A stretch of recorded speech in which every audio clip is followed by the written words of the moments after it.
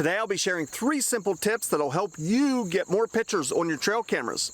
Whether you've been operating trail cameras for years or this is your very first time, I'll share things that I have learned to be very important to be more successful with trail cams. So let's get started. What do trail cameras and real estate have in common?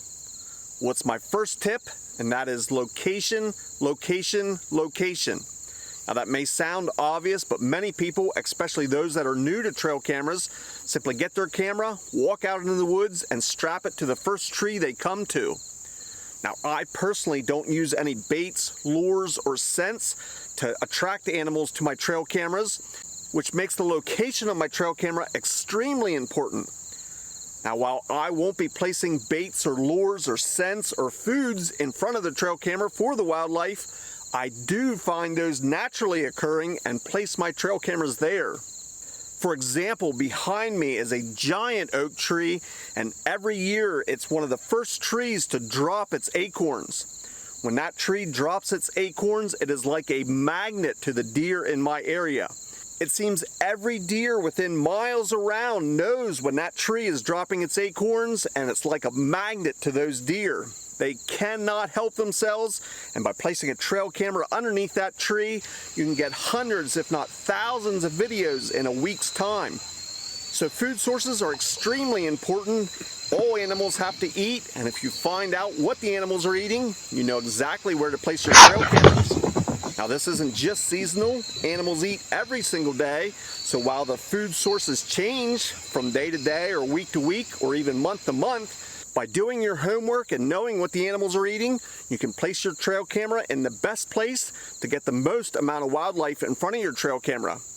Another important consideration when it comes to location is to place your trail camera in an area that the wildlife will travel. I have found edges to be a great place to place trail cameras. Now you may not be familiar with what an edge is, but I consider an edge anywhere that there's a distinct change in the topography or the vegetation or the surroundings of the wildlife.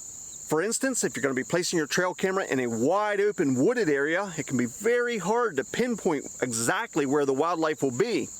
Look for the spot that changes, where there's a distinct change between the wooded area and maybe a much thicker area.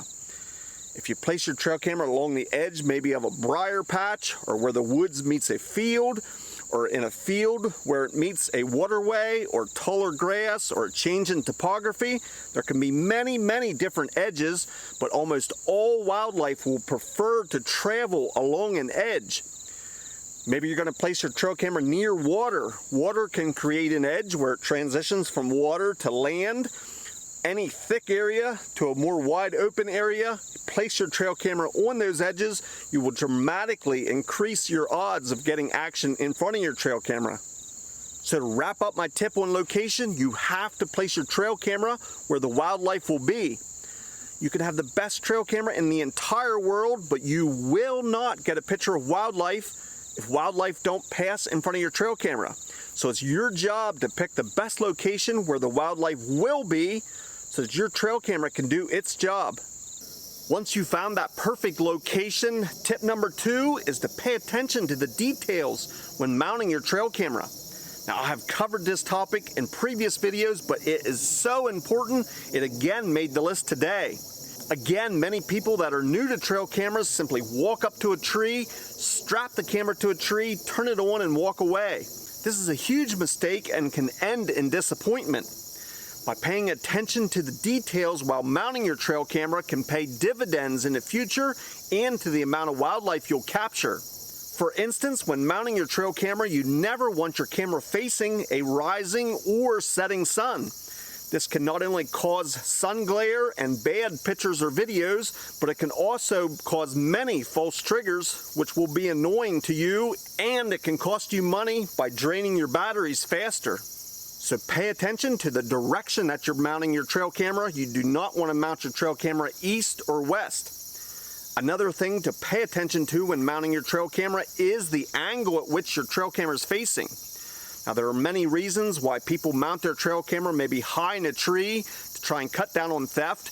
But remember, when you have your trail camera high in the tree and angling down, you're dramatically lowering the angle and the effectiveness of that PIR sensor on the camera. So mount your trail camera as level as possible to get the most effective range out of that PIR sensor. Another thing to consider is the height at which you mount that trail camera. In their mind, many people think that deer are much taller than what they actually are, when in reality, if you lower your trail camera and get that PIR sensor down into that sweet spot, you have a better chance of your camera capturing the action. It is possible that you're missing photos and videos of the wildlife simply because you don't have your trail camera mounted at the right height or the right angle. Another thing to consider when mounting your trail camera is not to place your trail camera directly in front of the trail. In other words, you do not want the animals to be walking directly left to right or right to left in front of your trail camera, nor do you want them walking directly towards the trail camera or directly away from the trail camera. You always want an angle involved. For best results, get those animals angling in front of your trail camera. Now this may be easier said than done, but remember, as I already mentioned with the edge conversation, predict where the animals are going to walk and then place your trail camera accordingly. By having those animals angling in front of your trail camera, you will get much better results. Not only will your PIR sensor pick it up faster, but you also have a longer duration to have those animals in front of your camera lens when they're angling in front of your camera instead of just walking by left to right or walking directly towards or away from the trail camera. My last tip is to get the wildlife to slow down when they get in front of your trail camera. How do you do that? Well, you could try posting signs out by your trail camera saying slow down or no wake area. Maybe send out a mass text to all the wildlife in your area to say slow down, especially when you're in front of my trail camera. Well, all kidding aside, there are many different ways that you can get the wildlife or your target species to slow down when they're in front of your trail camera.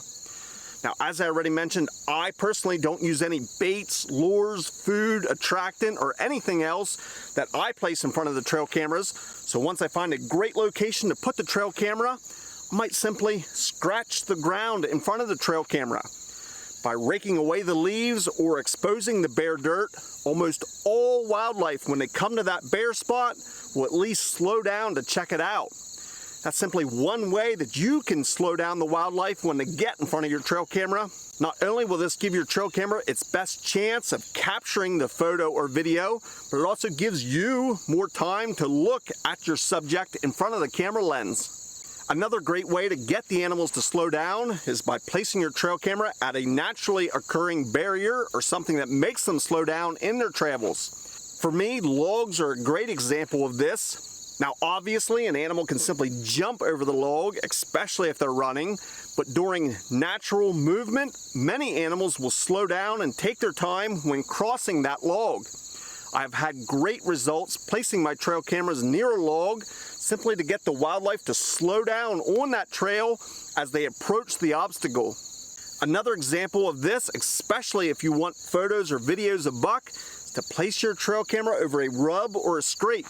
Now personally, I prefer a scrape over a rub. For me, it seems scrapes get used all year long, and certain rubs only get hit once or twice, and then the buck never returns. So if you want to place your trail camera and get the most amount of action where the deer are slowing down and spending time there, both buck and doe, find a good scrape and place your trail camera. You will be surprised that the deer will visit that all year long. The last example of getting the wildlife to slow down is water. I cannot stress enough how important water is, and by placing your trail camera near or very close to water, you can dramatically increase your odds of getting action in front of your trail camera. Again, water forces the animal to slow down, whether they're traveling through it or if they're coming to the water source to take a drink. Either one of these scenarios will give your camera the time to get that photo or video, and water is an attractant to all varieties of wildlife. Well, I hope you found these tips useful. It by no means was a comprehensive list, so now it's your turn. Do you have any tips to share with me? Something that has made you more successful with trail cameras? If so, I'd love to hear from you. Please put your comments down in the comments section. I want to thank you for watching, and we'll see you in the next video.